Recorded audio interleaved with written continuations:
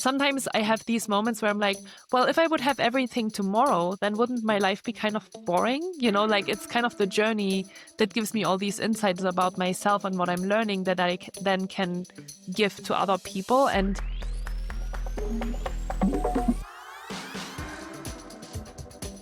welcome back to another episode of the Yes and podcast. My name is Bunny Young, serial entrepreneur, retired stunt woman, and mother of 3 beautiful babies, and a builder of a life that I don't need to escape from.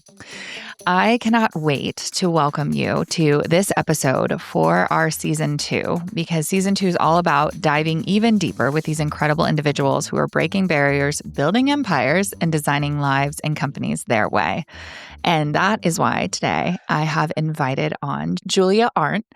Julia is not only a TEDx speaker and a corporate well-being expert, and founder of the Peak Performance Method.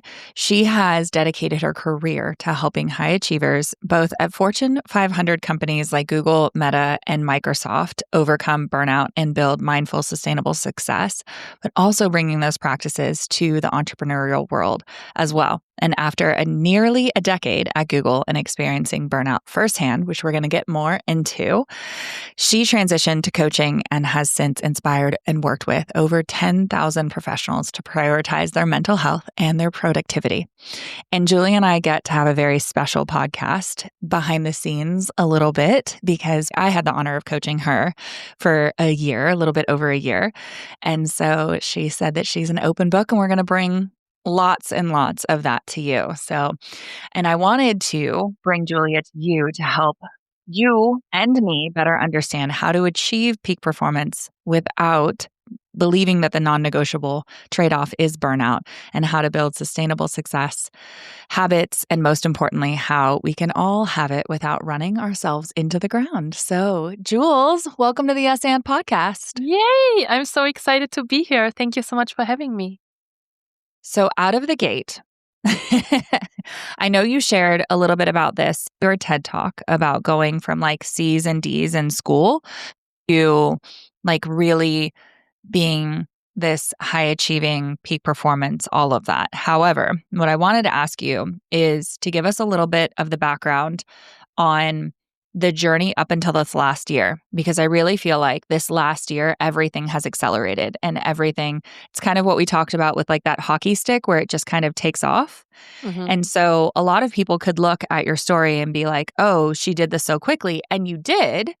And like, what led up to the being that did it so quickly over the last 12 months, being able to have those tools and knowledge and all of that going into the last 12 months?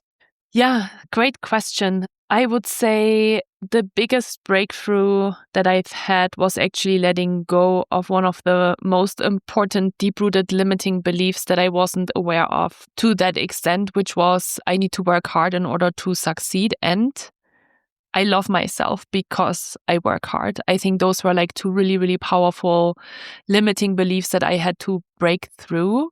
And as that shifted, I feel like my business really accelerated, which is really powerful, right? Because we always talk a lot about energy and about how we are self-sabotaging ourselves and how we're holding ourselves back. And, it's funny, right? Because you say, well, I've done this quickly, and at the same time in my head I'm like, well, it took me 6 years to like start to have this like acceleration. And when you're in it for like 5 years, that feels like a long time, even though there were of course like these milestones that did happen over the course of that time. I'm laughing and smiling at you because I'm like, girl, I've been at this for 21 years and like still feel like there's so many times when I'm like, it should be happening faster. It should be, I should be seeing results right away. And so you saying 5 years feels like a lot, and me looking at it as like 21 years, and I think that's the benefit of hindsight as well, right? Totally. I think 21 years still is a lot quicker than people that take 40 years, right? And totally. And it's like how long it takes to get to the place, to me, doesn't impact being present at the place. And like, for me, it's one of the biggest things that I think that I've seen with you is enjoying the journey. Mm-hmm. And this concept of enough. Mm-hmm. Like being okay with going for more, but not letting that be like, well, this means that this isn't enough right now. Hmm. You want to speak a little bit on that? Yeah, totally. Yeah, it's an interesting concept because I think one of the things that is, that we talk a lot about is kind of this idea of we can be grateful what we have and we can also always strive for more. Mm-hmm. And I think I always forgot the grateful part and the gratitude part a lot of times, um, and really feeling just into like the successes I've had along the way, and like just pausing for a moment and just being really excited about, hey, this is actually really like this is really special already. All of the things that are happening, and I can also still strive for more, and I can still have these bigger dreams that I want to accomplish in my own business and in my own life. And I think there was also this thought that I had. I was just thinking that as you were saying that no matter if it's 5 years or 15 years or 20 years or 40 years, like sometimes I have these moments where I'm like, well, if I would have everything tomorrow, then wouldn't my life be kind of boring? Like it's kind of the journey that gives me all these insights about myself and what I'm learning that I then can give to other people. And since I'm a high achiever and I am used to pushing and kind of this push energy and being super disciplined and being super consistent, I'm like, well, I'm learning still so many things that I can then give to my clients because of this journey. So yeah, it's a cool mindset shift. Yes. And so how often are you doing gratitude? Is it a daily practice now, or like how often do you come back to that? I would say it's been really rewired in my brain. I started like a journaling gratitude practice 6 years ago when I went through my burnout. And because I was really aware of how negative my thoughts were all the time, even though my outside world looked, so good on paper, and, people were probably like, why she's crazy. And maybe I'll talk a little bit about that just so people can kind of like see what was there, right? Like I had this like amazing job at Google, and I was commuting between the Bay Area, Silicon Valley to Lake Tahoe, where I bought a house in 2016. And so I spent all of my weekends in Tahoe. I had a really safe job. I had great pay and benefits and all of these things. So on paper, I had everything that was great, but I was very like I just didn't feel connected to myself anymore. And I was constantly having these negative thoughts. So when I did actually go on medical leave, I started a very conscious gratitude practice, and I wrote down 3 to 5 things every day that I felt grateful for. And I've done it for many years, and I feel like it really helped me rewire my brain. And now it's kind of almost like constant thoughts that I have, which is really cool. Like now when I start my day, or when I go for a walk with my dog, or when I'm looking at the lake or at the trees outside my window, I'm like, this is amazing, So it's really cool to see how long it took, but also like how it's really integrated now into my brain. And it doesn't mean that I'm still sometimes having negative thoughts or things that I'm challenged by, but I can quickly shift kind of back into this like gratitude space. So I don't actually do it as much like in written form anymore. I feel like it's just more part of just my brain chemistry. That's beautiful. Like it's Yeah. like you had this identity shift, and I love that. And here's the thing that, I think I've struggled with, and that I think a lot of people struggle with, is what you said. You had success. Like burning yourself out, doing it that way led to success. And I think I shared with you in working with my own coach like several years ago, in this whole idea of masculine and feminine approach to business, and not all masculine or all feminine, but having this balance and leaving room for the magic. I'm like, yes. And I've built these multi-million-dollar companies with this very masculine approach. And my coach was like, if you knew there was a more optimal way, though, wouldn't you try it? And so you were born and raised in Germany. I'm going to share a little bit of your background, but I want you to share it too. You lived in these amazing multiple different countries in Europe. I know you speak French, you speak German. In English. And English. That's also the thing, right? I forgot. I always forget that one. And then you move to the States and you're working for one of the top companies in the Mhm, entire world. mhm. Uh, I suspect that you were burning out all along the way. And how are you aware of that when it's your ocean that you're swimming in? Like, at what point did you start to think to yourself, maybe there's another way to do this? Mhm. It was actually not until I started my business, actually. So really interesting. First of all, totally relate to like the masculine and feminine energy because I do think that there's a lot of masculine attributes that I master very well, right? Like the discipline and the consistency and like kind of just like the ambition and all that kind of stuff.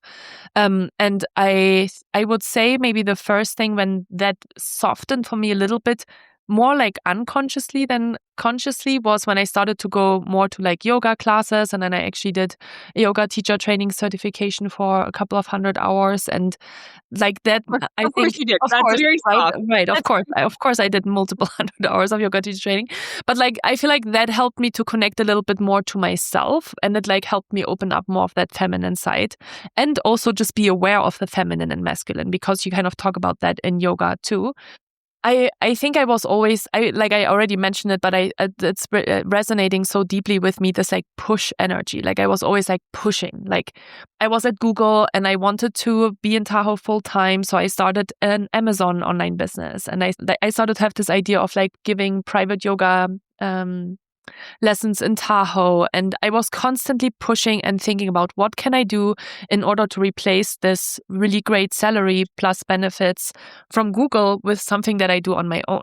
I burned out. That was kind of unpredicted, but I like just didn't feel like myself anymore, and started or decided through that journey of burnout and not really actually knowing what burnout was, especially in 2018 when nobody talked about burnout. I feel like it's so different today. And I'm so glad that it is so different today because there's more awareness for high achievers around what are actually things that you can do to avoid that or to overcome it. But it wasn't until I started my business and going back into the same cycles of my calendar being fully crammed with meetings and me working from 8 o'clock to 3 o'clock without a break and feeling super tired, that I was like, okay, well, here I am now. I am like, I actually create my life the way I want to, but I actually don't feel any better because my life is still the same. And so that was really powerful because I think we point so often the finger, and I did that myself too, at like the external environment. And I was like, Google was just not the right company for me anymore. My manager and my team just didn't feel as aligned as I wanted to. The work that I was doing didn't feel aligned. So I was just kind of like pointing at those external circumstances, being like, this is leading me to feeling stretched thin and overwhelmed. And then I started my own business and I was like, I think it's me. I think it's me who is taking all these habits with me, and I need to change something about that. And then it kind of brought me on this next journey of really trying to figure out what system will actually help me to sustain performance, because I was always very clear that I want to be the high achiever and I want to have a successful career, but I didn't want to do it any longer on my well-being, and on sacrificing my happiness and my relationships for it. Yeah. There's two separate areas that I want to go in this aspect. And I want to go back to the burnout and ask you, how did you know you were burnout? I didn't. I just knew I didn't feel like myself anymore, and I didn't want my life to continue the way it was going. And I learning more about burnout, there were totally signals there, but I didn't know. All I knew was I can't keep going on like this. Like I've just felt super negative. I constantly got in fights with my partner. I felt super on edge. I took everything super personally at work. And yeah, I just got to a point where I was like, it was kind of like, I just don't know what I don't know, but I don't feel like myself anymore. And so I went to the doctor and they gave me 2 questionnaires, which now is funny because now they kind of do that all the time. But At the time, it was like super new to me. It was a questionnaire on anxiety and a questionnaire on depression. And it's like 10, 12 pretty simple questions. And each question except one, I think on the depression questionnaire, I answered with, I experience this every day.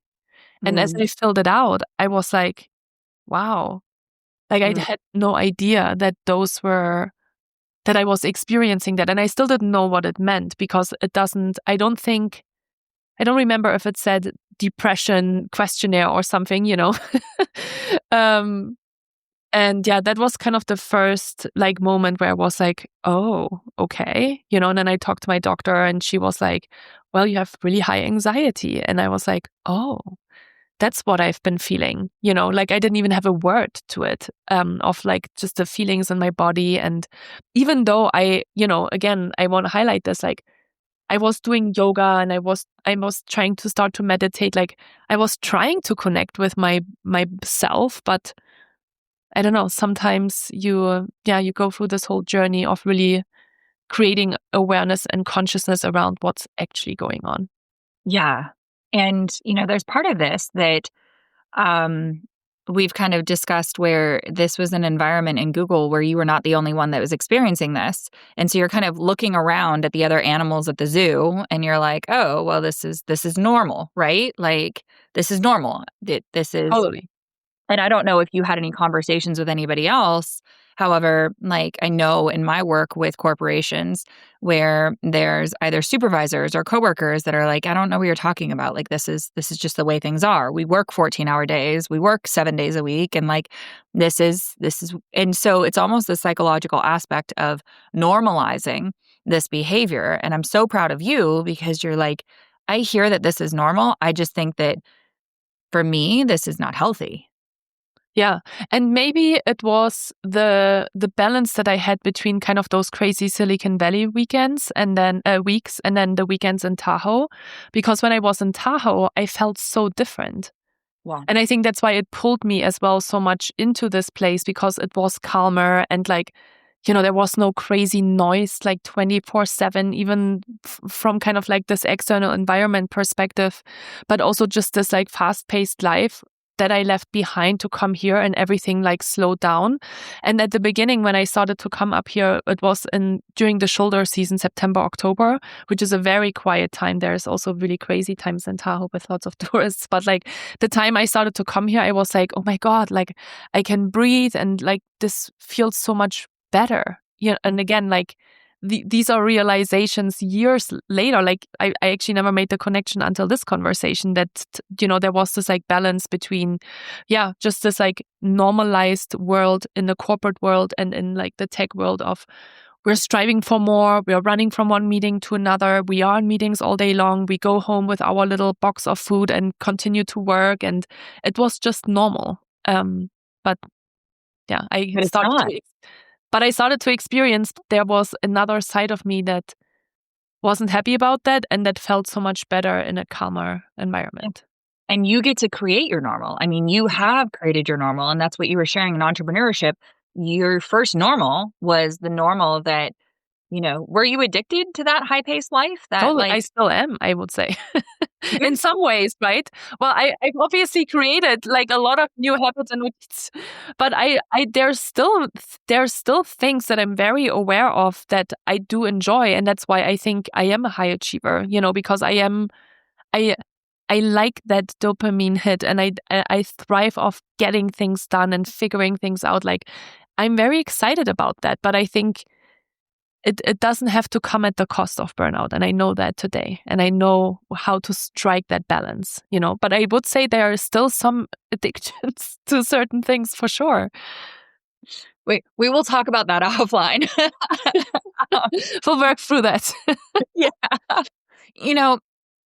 And that's the thing that I love is that you have the tools that you can, and that's the thing we talked about is like, our coaching together wasn't about you coming out healed or fixed because you didn't need to be fixed, but it was about, having these tools for your life. And that's what you work with your clients on.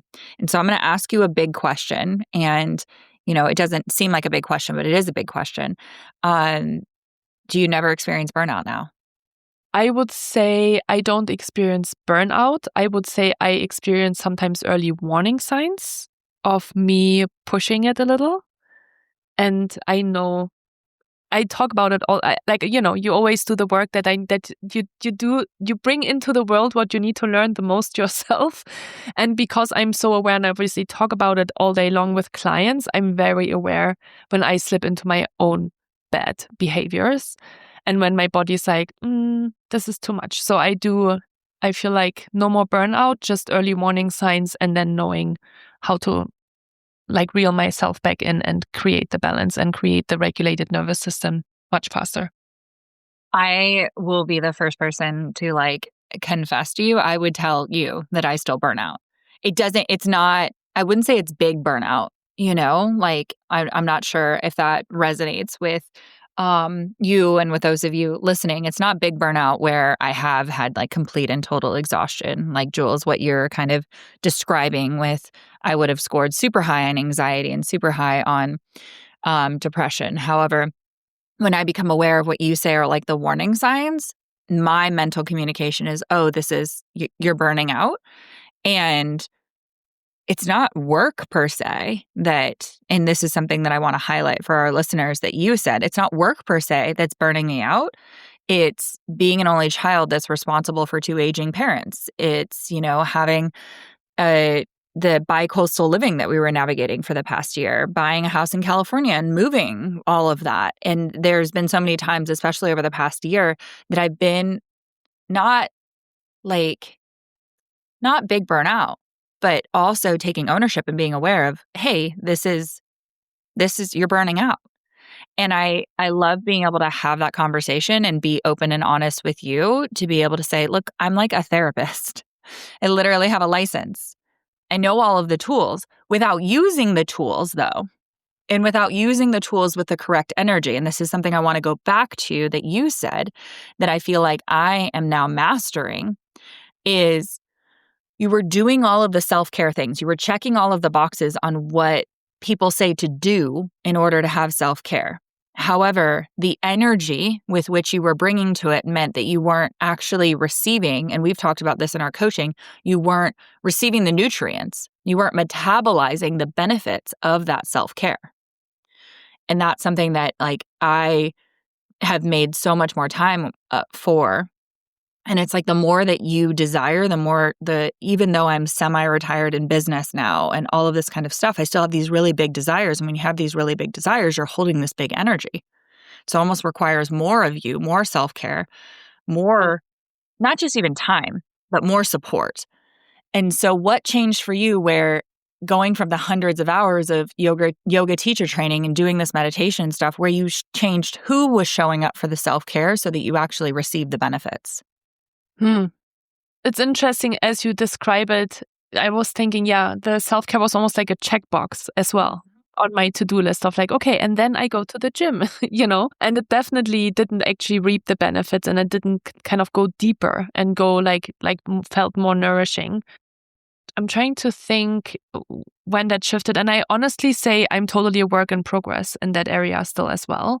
I have moments where I can enjoy sitting on my bed and reading a book or something. And then sometimes, again, because I like to get things done, I think that my brain just loves that, right? Of like, I do the dishes and I fold the laundry and I just make sure that my surroundings is nice and clean. Like that's something that helps my mental energy too. But it also is not self-care, right? We all know that. And so I feel like it's still a work in progress. And I'm just so much more comfortable as well to set boundaries with my partner, my husband, and my friends to say, today is not, I'm not like on Sunday, my friends went floating on the river and I'm like, not my day. I'm going to stay in bed. And I stayed in bed for 4 hours, and because I had like a little sore throat and I'm growing a baby as well. So there's a lot of stuff going on right now. But So I feel like I can just I feel much more comfortable to be like, this is what I need. And I know that I will show up so much better for myself, for my partner, and for everybody else if I put myself first. Yes. Yes. And putting yourself first for the aspect of putting yourself first versus like what I've done this. I don't know if you've ever done this. And those of you listening, like let me know in the comments if you've done this, where you put yourself first so that you can take better care of everybody else. And It's it's so like, important. Yeah. but it's this constant recycling of energy versus taking care of yourself so that you feel better and having that not be selfish. Mm-hmm. And I want to go there. I want to talk to you Mm-hmm. about that because I feel like that's the thing that not just changed what you got out of the yoga teacher training, but that's the thing in our work together that I saw the biggest shift. And I know we've talked about this in business. It's not that you were doing anything differently over the last 12 months, but who you are is not the same and how you're taking up space. And just for, and you tell me if I miss anything, but for those of you listening over the past 12 months, and like Jewel has brought me a to-do list. Here's what I want to accomplish in our coaching. She wanted to get engaged. She wanted to get married.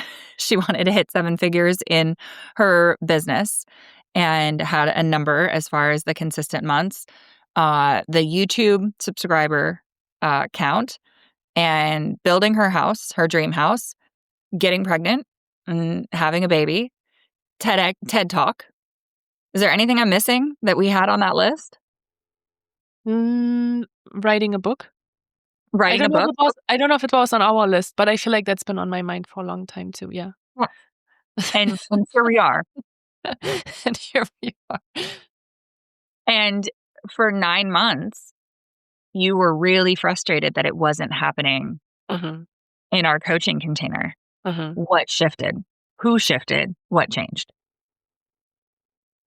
It goes back to those 2 really deep ingrained beliefs of I love myself because I work hard and I need to work hard in order to succeed.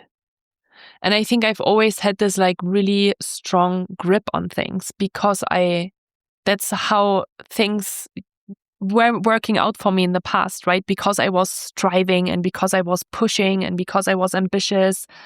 Things, I got the good grades in school and I got the job at the company that I wanted to work for. So that worked for a very long time. But I think one of the biggest things I've learned in business, which is so empowering, is that push energy is actually not attractive, but it actually deters people. And I think when you're slow that down for a second, because not just like I want you to go a little bit deeper into the people aspect of it, but also the energetics of it. So say that again and like how you learned that. Okay. Well, what I said is, when you are in this push energy, it's actually not attractive and you're actually not really attracting clients to you and also probably not the right clients, because I was good at following up and getting people to meet with me or to get companies to work with me. But the energy that I showed up as was, I think, more of like a little bit a mix of desperation of like, I really want this like so badly and I know I can help them, and pushing them to be like, but this is the right thing for you. Like, why can't you see that? And I think what I've learned from you is really this like leaning back and just trusting that the right people will come to you, and also trusting that if there are pockets of time where you're not super busy, that things are still out there in the ether and they're still there, it still will all work out for you, right? Like, I think one of the biggest mantras in our coaching was everything is happening for me. If it's not this, it's something better. And to really embody that had a really big shift on how I could like step into the self-care, and how I like knew that if I really just nourish myself and regulate my nervous system, I will be successful. And also like that brings up another thought in my head of like nourishing and like supporting that nervous system, because when you are starting to pitch $30,000, $40,000, $50,000 packages or $250,000 contracts, you need to have a nervous system that supports that. And I don't think I understood that for a long time until I stepped kind of into this next higher level of like, wow, like I need to hold a lot of energy and space for myself in order to be able to hold that energy for other people as well. Yes. And so that was a huge shift for me that I Yes. think of every single day, of just kind of that, like, how you attract versus, Yeah. yeah, push. I don't know. Today's push is, I guess, my word for today's podcast, but Well, yeah, that's something that I remember one session in particular that we had this conversation of where are you going to put it, right? Where are you going to put the client? Where are you going to put the money? Where are you going to put the energy? Because we looked at your calendar and it was relatively full. And it wasn't just work. For those of you listening, like Joel said, open book. And so it was comical and yet like also very therapeutic, because during one of our sessions, we opened the calendar and Jules had reduced, I think you reduced your workload at least half, like at least 50% as far as your meetings and everything. And then there was social that had replaced. You remember this? yeah, I do remember this. Yeah, Where it was like your actual hours on your calendar hadn't changed, the activities did, which is kind of what you shared about with like the yoga aspect of like who and how we are approaching it. And so we talked about this aspect of leaving room for the magic. And what you talked about with the pushing versus attracting, part of being magnetic is having space and room and bandwidth and, capacity, like you said, with your nervous system for that. And that takes having open space. And that wasn't something that I think you were super comfortable with when we started working together. totally. Yeah, I wasn't, because I think in my brain it was still like, if my calendar is full, I'm productive. And when I'm productive, I do a good job and then I'm successful. Yes. That was kind of the equation. Yes. Yeah. And now I'm so much more, it's really interesting to reflect on that, even like with you now a year later, because I do, especially at the moment, have a lot of space on my calendar and it still makes me uncomfortable. I'm still like, what am I missing? Like, what do I need to do, instead of going outside and enjoying the Tahoe summer, So yeah, so it's definitely, like I said, I think we are constant works in progress. And even though I'm better at a few things, there's still things that I'm working through for sure for myself too. Yeah. And having that space to receive is not just in the entrepreneurial journey. It's not just in the professional side. It also, we can share a little bit about like the personal side as well, because I can share for me that not having the space professionally meant that it was very difficult for me to delegate. It was very difficult for me to allow space for people to learn and people to make mistakes on my team. And now I have 9 companies and I have this incredible team. And, as uncomfortable as it was for me to not do those things and to have the space, I'm so grateful that I gave that space. And I do remember in 2014, 2015, going through a separation with my husband. And that's another thing that I learned in that time, in that space, is that I wasn't leaving any room for him to show up, because I had the finances under control. I had the household under control, right? Like, and I don't mean that in a positive way when I say like under control. And so there was very little room when you talked about the gripping. There was very little room for him to hold me and him to support me and him to step into any space in my life, because there just wasn't any space. Mm-hmm. Yeah. Yeah. It's interesting. I am delegating this year more as well. And yeah, it's such a new experience, a really good one. And that's probably why I have more space in my calendar as well, right? Because I actually have people that help me work on a couple of different things. And it's great. And it's also scary to let go of that control. And I think especially as a high achiever, we like that control. Yeah. And, personally and professionally, for me, it was like the more that I put out, the more that this was my belief. You were talking about a couple of your beliefs. One of the beliefs that I dissolved is like, the more that I do, the more that I can receive. So like, even for my partner, like even for my husband, be like, the more that I love you, the more that you'll love me, right? Like, that's not how that works. It's almost what you talked about, the leaning back energy. You want to talk a little bit more about the leaning back energy? Yeah. Um, I think it's really this like creating space, and everything starts with just being aware that that's what's happening, right? Because you can't really start to tackle it and start to take action when you don't know that you're still gripping too much and controlling too much. And leaning back is really about just observing what's happening and being aware in the moment that that's actually not helping you. So now, when I go through a launch, for example, or something, I'm like, I check in with myself and I'm like, did I do everything that I can? Yes. Okay. So then I'm just going to step away. And, I think you talk a lot about this, Bunny, of like, people just investing in themselves and like doing self-care or coming to your retreats.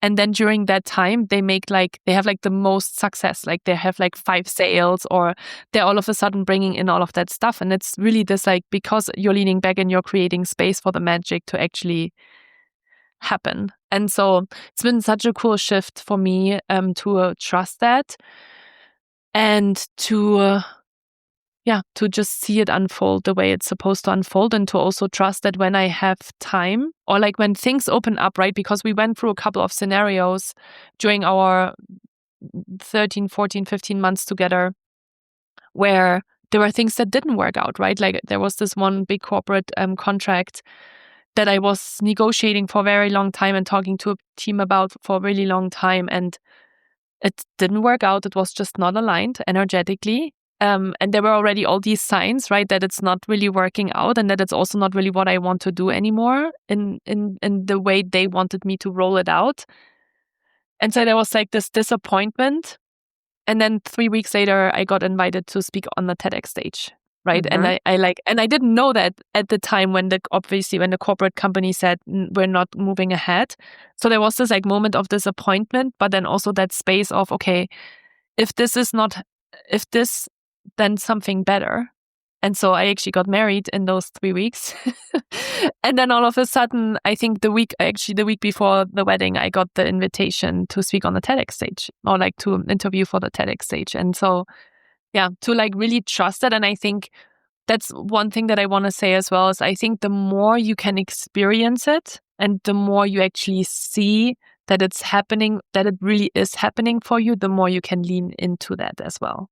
Because I think at the beginning, you don't have the trust, like on a theoretical brain basis, you're like, yeah, I totally get it. But like, how do you embody that? And I think we talked a lot about embodiment as well, of just like, how can I step into that space and just really trust that? And that took me a really long time and a lot of tears and breakthroughs. But I remember that one session we had last year in April where you were like, it's you, Jules. Like, the only common denominator in all of these things is you. And it was really powerful and also really painful to hear in the moment. And then that healed something super, super deeply in me that now has shifted into that, what we're seeing kind of the results of being today. Share some of those results, because I just want you to also take up some space and own what the last 12 months has really looked like for you. Yeah. So I got married in June last year, stood on the TEDx stage in September. And in that process, I decided to start a new Instagram account, which has grown to over 250,000 followers in less than 12 months. And that brought me a book deal, which is really exciting. I'm getting goosebumps when I say this, because I just literally sent my final draft to my book agent yesterday, and they are sharing it with publishers today. So that's like super exciting. And then we started building a house last year in July. We're moving in the next week or two. And I'm also pregnant. So there's been a lot of things in the last 12 months. And, and I think there's also been a lot of space for, going with my husband on a 3-week honeymoon, and going to Germany to visit my family for 2 weeks, and going to visit his family for 2 weeks in March. Like there's a lot of spaciousness as well. It's not like I was sitting behind a computer working nonstop for 24 hours, which I think that was kind of my belief maybe before, that that's what I need to do. And I guess from a revenue perspective, for the last 5 years, my energetic minimum, but also in a way maximum, was $250,000 in revenue per year. And I hit $250,000 in revenue this month. So I'm already halfway into the year. I'm already where I've been over the last 5 years, which is really cool as well. Yes. And it wasn't from doing, which is kind of the mind-blowing thing, right? Yeah, totally. Yeah, it's very, yeah. Well, thank you for letting me share this. Like, it's very mind-blowing. Yeah. And I love what I do, you know? I love who you are and who you continue to grow into. Because that's the thing that we talked about with all of the things that you want to do. I have zero suspicion, worry, anxiety that you will not be successful, not because that you know how to do it, but because of who you are. And I remember you had asked me how I have the amount of companies that I have, like how I do that. And I don't know if you remember my answer, but it was very simply like what I reflected back to you right now, which is I don't do it. I'm me. I show up as me. And the companies are just where I put my energy. Mm-hmm. And so all of your to-dos, all of your goals, I had no concern because if you focused on doing the thing and then doing the next thing and then doing the next thing and doing the next thing, I don't know that it would have happened this way. However, you didn't. You focused on you, which I know was uncomfortable, and I'm so proud of you for doing it. You focused on you, and then it was like this domino effect. Could you have dreamed up the last 12 months happening? No. Yeah, no, absolutely not. Yeah. And it's crazy that it's 12 months. Like, it's really crazy. Yeah. Here you are. Here you are. Yeah. Okay. So I have like so many things that I still want to jump into, and I'm gonna there's possibly going to be a part 2 to this because I want to keep us like in this beautiful container for the right amount of time. But if I were to ask you a question, like what question would or could or do you believe would most benefit the audience in me asking and you sharing? Oof. I feel like we already talked about a lot of kind of deep things from our work together that have really had the breakthroughs that are so much more on this like energetic level than the strategic level. Yeah. I can't think of a question. You know, I thought a little bit about, I don't know if your listeners, you think, want to learn a little bit more about my approach to the peak performance method and maybe how that's different to just the self-care and the meditation and the yoga. Yeah. Yes. And so I want to ask you if you're still a high achiever. Yes, it's totally an identity. And I'm aware of that. But yes, I am. How is it different? How is the high achiever you are today different than the woman that I met before we started coaching together?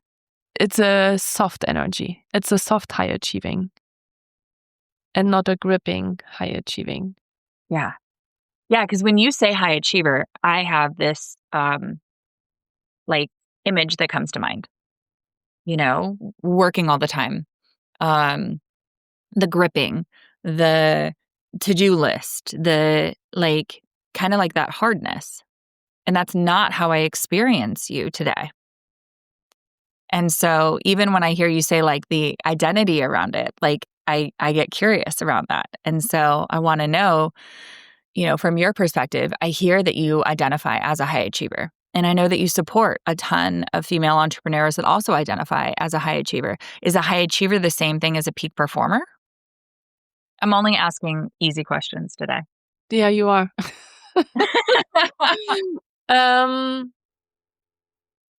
I think it depends on how you interpret it. My first initial reaction would be yes.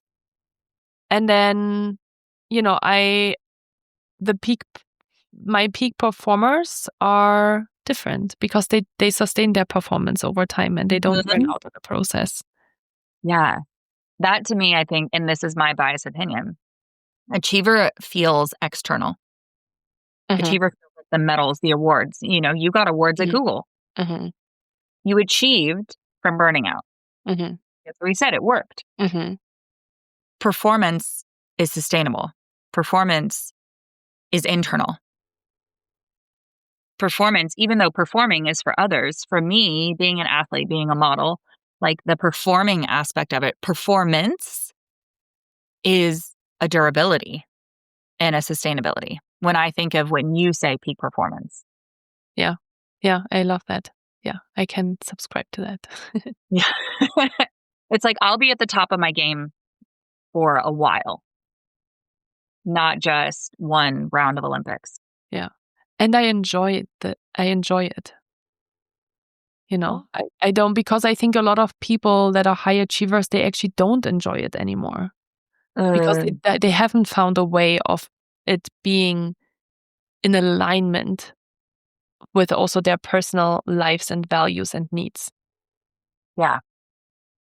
So if we dive into the peak performance method for just a couple minutes, one of the things that I want to bring forward that I think that you discuss and frame and teach and facilitate so beautifully is the relationship with stress. And I just did a reel earlier this week on like this toxic positivity. And I also, as a retired therapist, feel like we have this toxic relationship with stress where we think we should never be stressed, right? Like you've heard this, Jules, right? Like we should never experience stress whatsoever. And I've heard you describe in your master classes and in coaching other entrepreneurial women and in corporate, facilitating your corporate workshops, that stress is absolutely natural and necessary. Totally. And so I want you to kind of dive into a little bit of that and how you actually use stress in your peak performance method for your own benefit. Yeah. Yeah. You need stress. And I kind of like, I smile when coaches or therapists or whatever persona says, create a stress-free life, because I'm like, there is no stress-free life. Like our body, we literally produce cortisol and adrenaline when we wake up in the morning in order to get us going. And if we wouldn't have that, we wouldn't actually be able to get out of bed. So there's something called the stress performance curve that very clearly shows that when you have no stress, you also don't have any performance. So we actually need to find our zone of peak performance to have like the right amount of stress to perform. The problem is that most of us have too much stress, and it's not a linear curve that goes up, but it like actually is a bell curve that goes down if you have too much stress.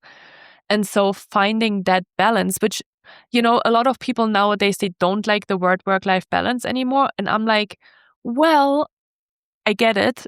Maybe it's not a balance, but like it actually, from a stress performance perspective, you need to find that sweet spot of stress and performance.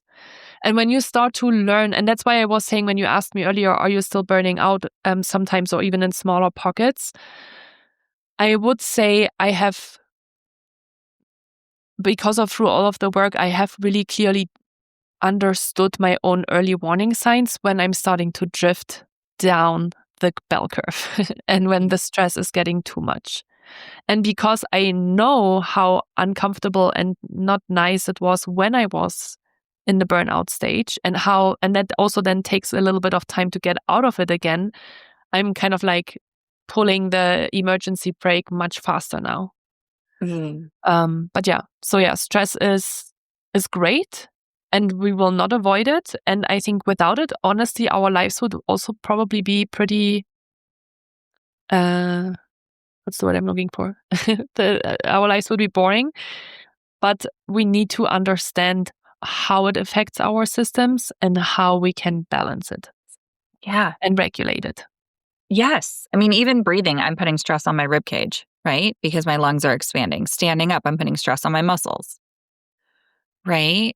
And the thing that I love that you've talked about with stress is that in that bell curve, a certain amount of stress actually makes you stronger and makes you capable of holding for more, not doing more, but holding for more. Mm-hmm.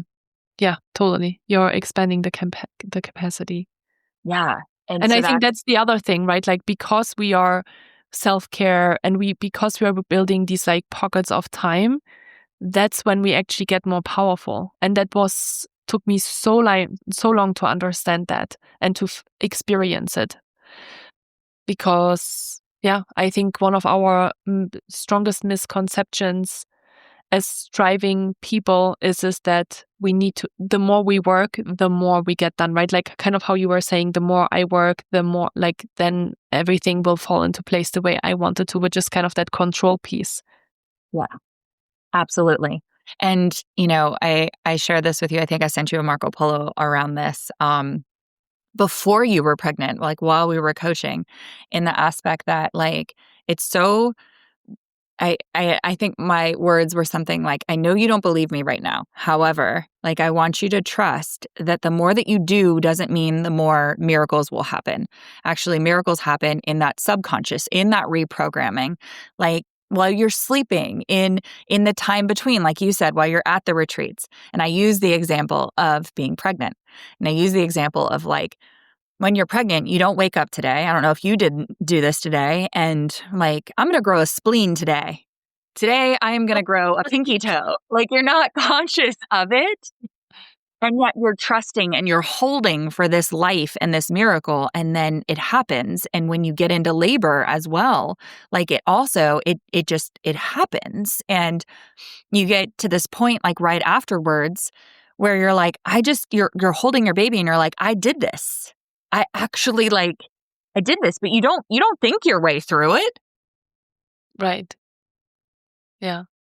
Yeah. And now you're like actually witness that. Yeah. Which is very wild. And I feel like I've already been allowed to learn a lot of lessons in that regard as well. Yeah. I love that life, and we talk about this like life happening for you. And you had said that, but life's curriculum's like, you know what? I'm going to give you a real life example of what Bunny was trying to explain. You think you master your stress management now and your rest? Like, let's see how you're going to deal with the baby. Exactly. Okay, so we are going to put everything for Jules' Peak Performance program below in the show notes. You can also reach out to Jules directly. However, we want to talk one last thing. That we want to talk a little bit about stress, that this has caused me a tiny bit of stress. I have not been completely honest with you, Jules. You have any idea what I have not been honest with you about? My God. I'm like, are you pregnant?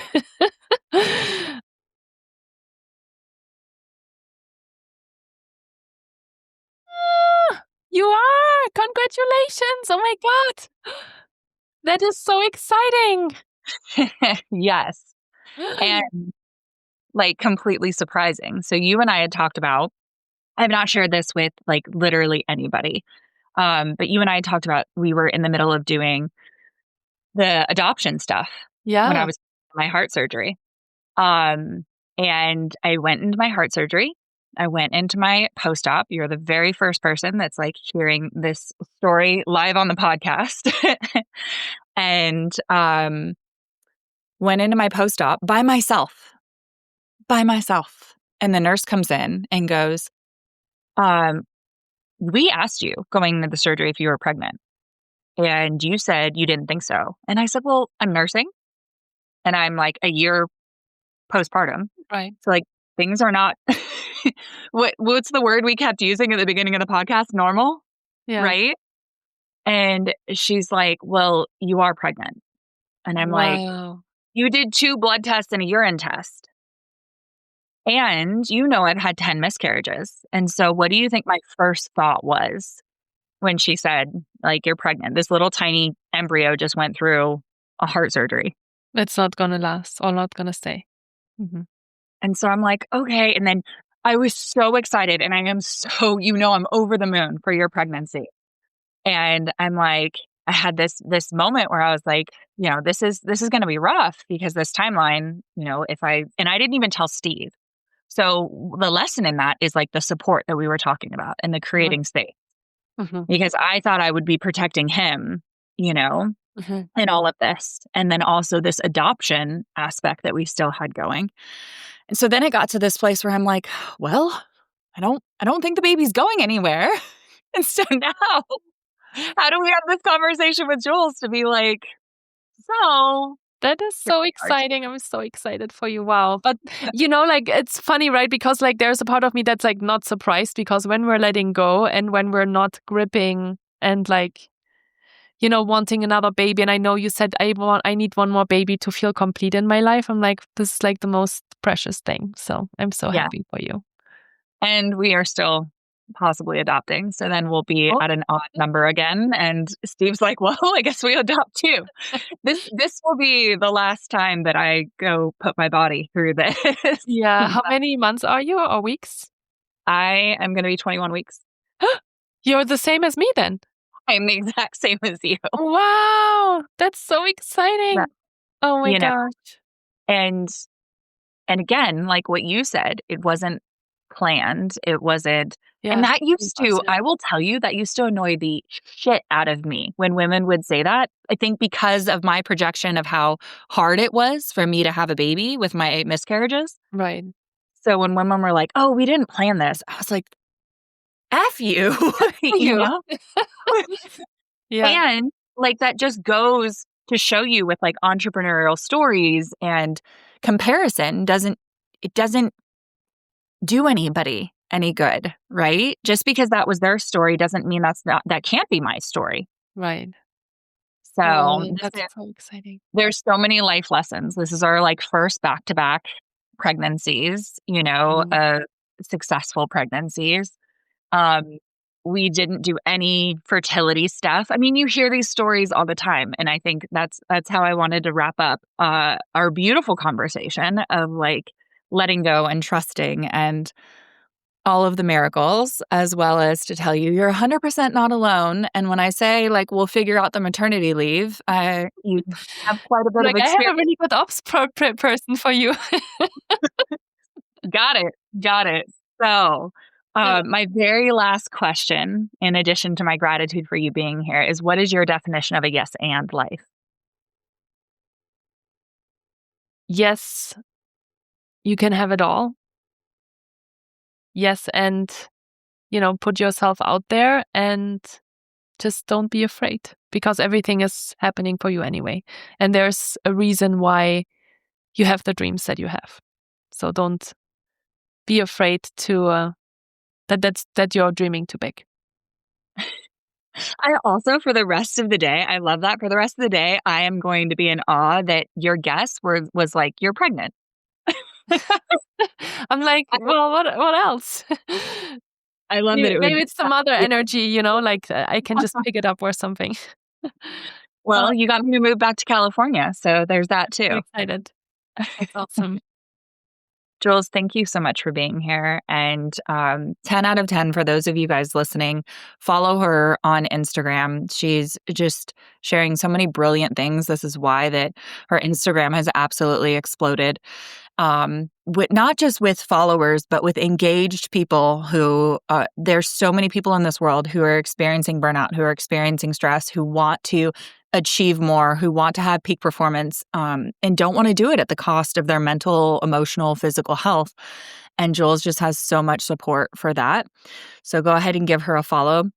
I'm going to put that link below. And then my last request for you guys listening is to share with us, tag Jules, tag me in your takeaway from this.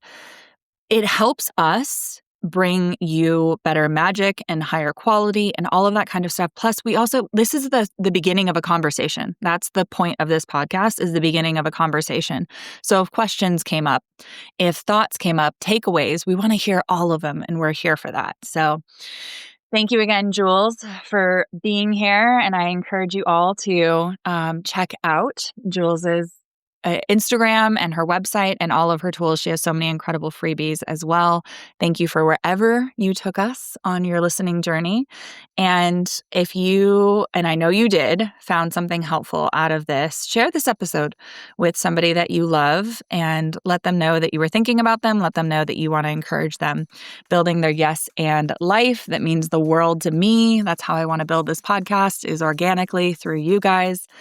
And I look forward to seeing you guys on Instagram, seeing you guys in the comments, and seeing how you're living your yes and life. And I will see you on the next episode of the Yes and Podcast.